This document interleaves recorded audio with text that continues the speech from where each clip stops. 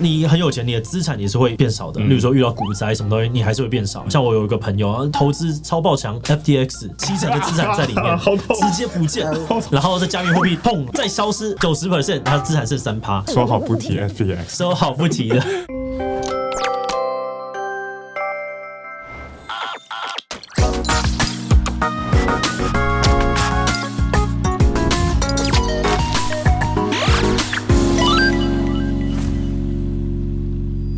Hello， 大家好，我是志祺。那回到了我们志祺今天不读稿，那这个系列我就会不看稿，改用轻松聊聊的方式讨论网红圈、YouTube 或者是网络上面的一些热门话题。那我们今天要讨论的东西就是一个争论很久的题目，就是运气跟能力哪个比较重要。那这个其实在网络上有非常多人在讨论啊，有的人就觉得说成功要靠的其实主要是能力，但有的人觉得能力其实没有那么重要，你没有运气的话，这一切都会白费。志祺，我们今天就来讨论看这个题目。OK， 没有问题。这个网络上基本上有很多人只做过影片啦，也有做过很多的实验。那我们就是把这些实验拿来跟大家聊聊，然后同时可能也分享一些我们自己的观点，这样子。好，那这一集主要就是聊运气跟实力到底哪个地方比较重要，然后要怎么样才能够让自己更幸运呢？不过在开始之前呢，先让我们进行一段工商服务时间。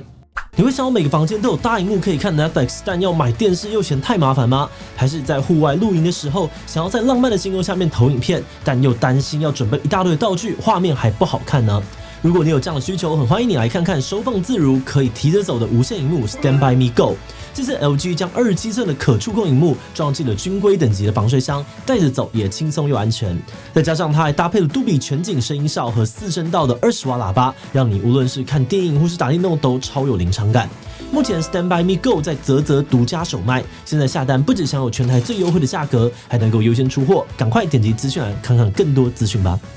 直接切入正题，志祺，你觉得能力跟运气哪个东西比较重要？我觉得这边可能我们还是可以先从科学的角度来聊聊，就是意大利科学家那个经典实验，它是一个2018年的研究，然后他在2022年的时候获得了搞笑诺贝尔奖，所以才获得了很多人的关注，像是范科学啊、老高他们其实都有说过这个实验的内容。那这边可能有些人没有看过他们影片，所以我们再介绍一下这个实验的内容是这样子。这个科学家呢，他建构了一个数学模型，他模拟了1000个人在这个20到60岁的资产变化。那这1000个人呢，他们会随机的去赋予所谓的能力值，就是一个像天赋这样子，就可能是从0代表着能力低落到1是能力非常强的，然后他让它成一个常态的分布。有些人可能也不太清楚常态分布，但大部分的人呢，在这个里面他的天赋值会落在大概0.6左右，大概是这样子。这些人他们会被随机的摆到一个棋盘上面。开始的时候呢，每个人他们的起始资产都是10，大家就把它想象这个10就是10元的意思好了。那棋盘上面会有所谓的绿色的这个好运小球跟红色的坏运小球。那每一个回合呢，这些小球就会随机的移动，然后如果你不小心碰到的人，就会触发一些事件，像是如果碰到我们这个好运的原点的话呢，这个资产就会直接翻倍。你的天赋值如果越高，你的翻倍的机会就越大。就不一定你只要碰到就会翻倍，就你没有能力握住这个好运，你还是没有办法翻倍。对，例如说乐透好了，你要买你也需要花钱嘛，这个东西可能也是一个天赋嘛，或者是今天你突然遇到了一个创业的机会，你也要能够放下手边的工作过去做，或者是你也要有点能力能够做，不然的话就是过去然后把一个好好的机会变成一坨大便，那也没什么用。那如果你遇到的是坏运的这个原点的话呢，你的资产就会直接减半。例如说你出车祸啊，或者是你生重病，不然就是突然彗星掉下来，然后被砸的太坏运了吧？这个坏运太大了吧？砸到头，资产直接减半，合理，一点都不会奇怪。厄运这个是它跟你的天赋有关吗？还是就都直接减半？没有，厄运的就是直接减半。你不知道有钱没钱，只要遇到厄运，就是对，就是一样惨。你很有钱，你的资产也是会变少的。例如说遇到股灾什么东西，你还是会变少。像我有一个朋友投资超爆强 FTX，70%的资产在里面，直接不见，然后在加密货币砰再消失90%，他资产剩3%。说好不提 FTX， 说好不提的。那这游戏总共进行80个回合，然后总共是40年，代表就是你每半年你会遇到一次这样子的好运或坏运事件。那这个实验结果后来是得到什么结论？好，我觉得真的蛮有趣，就是他是最成功赚最多的人，他的天赋值是大约在0.6亿。其实就是平均嘛，就是对，就是刚刚的平均，所以他只稍微比平均天赋高一点点。那最多天赋的那个人他是0.89，他最后剩不到1块钱，好惨，为什么？就是1/10的。而且这个有趣的事情就是，他模型跑了很多次，然后他的结果就大致相同，就是资产呢与运气高度相关，然后与个人的能力值是连结度比较低的。对，但是这当然是在这个游戏里面的理想的一个它的状态了，与现实一定会有一些落差。他把很多条件都限制住了，但对，大体上来说，那个很有能力的人，他最后剩下1块钱，然后其实大部分发大财的人，他可能都平均值左右。对，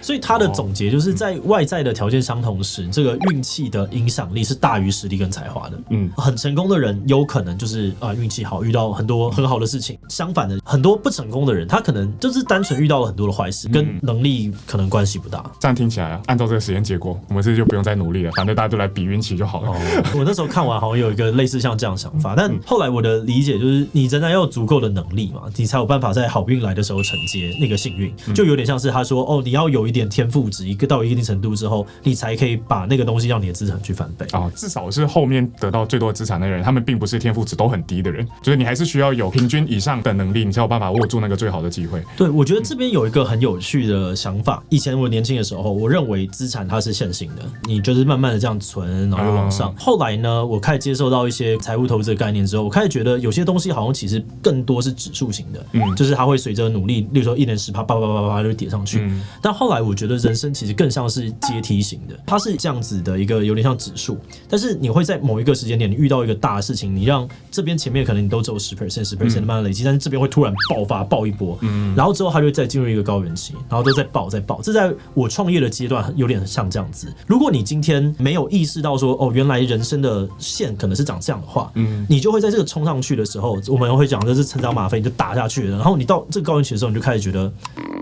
我是不是要放弃？对，我是不是比较废？我是不是好像很烂？为什么以前我成长那么多，现在却是这个样子？可是如果我今天一开始就知道说，它其实好像就是阶梯型，那我就会觉得，我已经把这个机会好好的处理完了，我现在要再寻找我的下一个机会。我要撑住，我要等到下一个机会的时候。对，这是我的一点点小省思啦。那其实实际上也有很多的实验，他们是在想要去了解说运气到底存不存在这件事情，有没有人是他天生就很幸运的？因为很多人会想说，哇，我从小到大就很幸运，那这件事情存在吗？所以有一个实验蛮有趣，他是找来了2群人，就一群呢是他们自认为自己运气非常好，然后自认为运气很不好。你的话，你会觉得你是哪一个？我觉得我自己算运气好的人。你是运气好的人。然后他们做了一个很有趣的随机实验，他就找他们去预测彩券的号码，然后你想说运气好的人应该会中吧，或者是运气不好的人可能就乱猜吧。结果其实发现就没有差，一般，就发现他们没有人是天生比较幸运的，没有运气值这种东西。对，他们认为没有。但是他们观察到一个有趣的事情，就是在生活上面自认为运气比较好的人，他们往往可能会对于周遭的这个环境是更敏锐的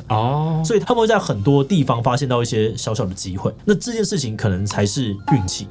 就所以说运气本身或许不存在，但是对于生活的观察或者是积极的探索，可以让你更容易去接触到一些好运。我觉得这蛮有趣的。对，这个很好玩。对，我想问志祺，那回到你自己身上，就是你觉得你是有一个被好运眷顾的人吗？我觉得好像算因为我的职涯发展就是蛮莫名其妙的。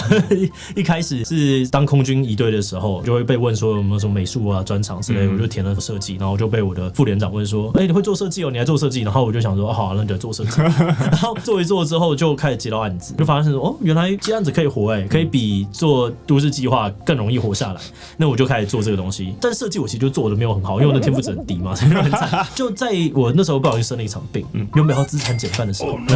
我就去倒垃圾的时候，我就遇到了一个算是里长候选人，然后我就想说，反正我现在也没事，那我就帮你做设计好了，然后就帮他做一做，然后之后就接触到了资讯设计，然后我就发现原来这个才是我有机会的战场，因为跟我过去的累积是有接近的，所以做了资讯设计。然后在资讯设计的这个过程当中，我也最近有一个体悟，就是资讯设计本身它其实是同理心，例如说我们同理观众他在想什么，他们会怎么样解读，怎么样帮他降低这个门槛，或者是我们在一开始做平面设计的时候，我们会想说他在这个载体上面怎么样会呈现的比较漂亮，例如说在 Facebook 上面，或者是他用手机看的时候怎么样他才方便看。那这个东西它就是一个同理跟包容。我以前不是一个什么很同理跟包容的人，然后做了自己777之后，其实也是有这个概念在，我们一直在同理不同群人的想法。然后这件事情就回到了刚刚前面讲的那个机会的探寻的一个基本能力的养成的感觉。有些朋友会问我说，为什么张志祺的朋友好像很多，然后你常常会得到一些比较新的资讯。然后我一开始想说不知道，因为我可能对大家蛮好的吧。然后我最近的体悟是，不是因为我对大家很好，是因为大家跟我相处的时候很舒服，就是我会体谅到他们的一些细节或者什么，所以他们会很愿意把一些情报跟我们分享。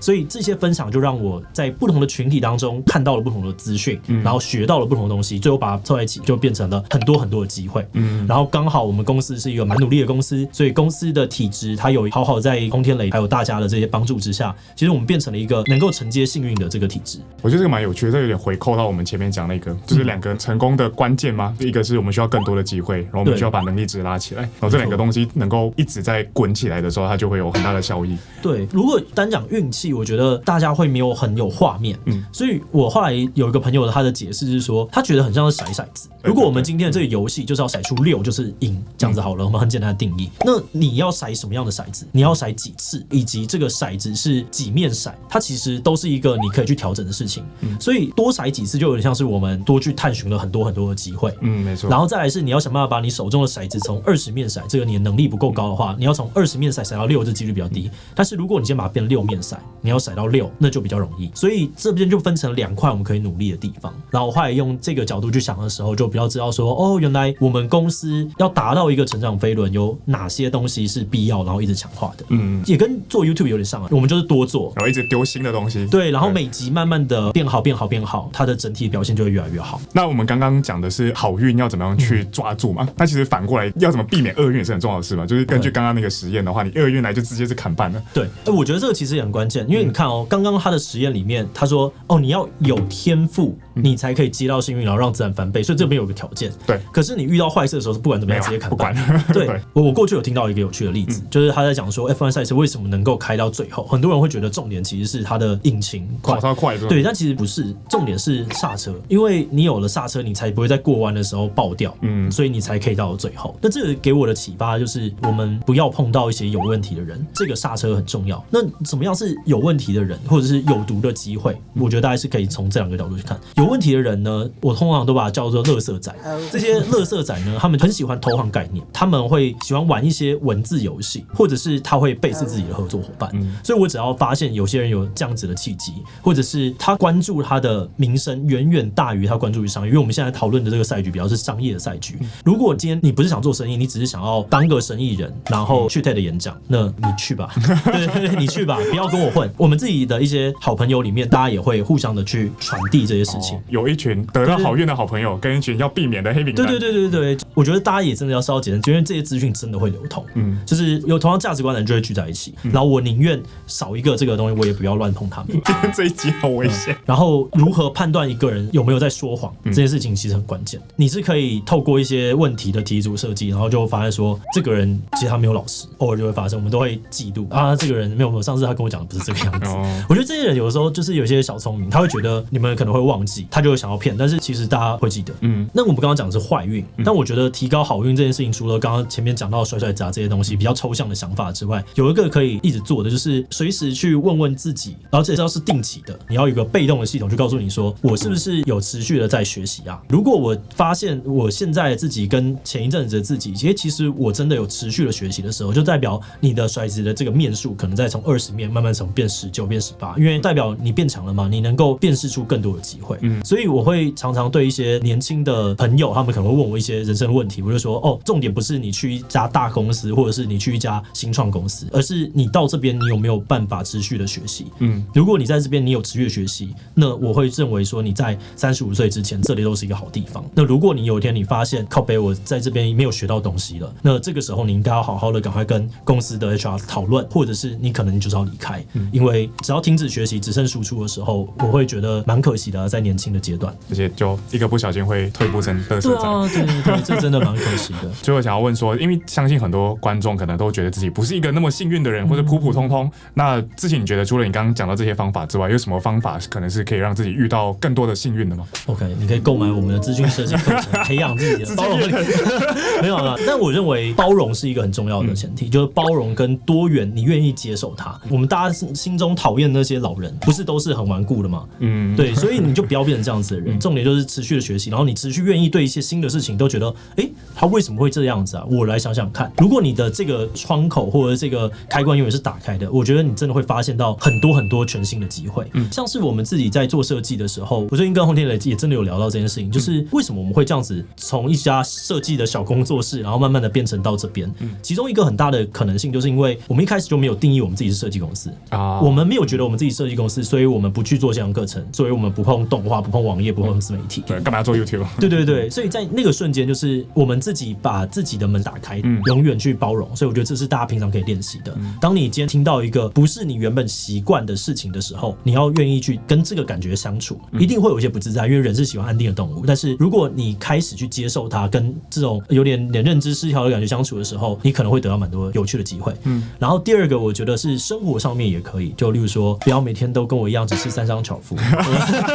你可以多走不同的路啦，然后看不同的节目等等的。像我自己每天，虽然我们是做这样子的节目，但我还是会很认真的一直在看各种 YouTube 影片。对，你会一直丢影片给我们。对对对，我说这个怎么样，这个怎么样，是不是怎样？那这些东西都是一些可能性。然后我只要看到朋友推荐的东西，我会有一个想法是，那这个影片一定做对了什么，所以我就会点开来看。我不会有一个第一个就是说看到谁我就觉得说这个一定真的很烂啊，做不到啦。对对对，或者是这个就别国的就不会，我会先尝试把自己的心态打开，然后看一看之后这个不适合了，先摆着。但是这个资讯我们把它存起来，这件事情它很小，但是我让这个资讯放到了另外一群人的资讯碰撞的地方，那它就会在大家的大脑里面建立一些小小的连接。好，那讲了很多啦，都是这个一难说教。总之就是希望跟大家聊聊我们自己的想法。那最后我们想问大家的是，你认为运气跟实力哪个比较重要呢？还有你认不认为自己是一个好运的人呢？那最后，如果你喜欢今天的影片，也欢迎分享出去，让更多人呢一起来聊聊这运气跟实力的关系。此外，也可以点击这个地方看其他的相关影片。那么今天的这一期就到这边告一段落，我们就明晚再见喽，拜拜。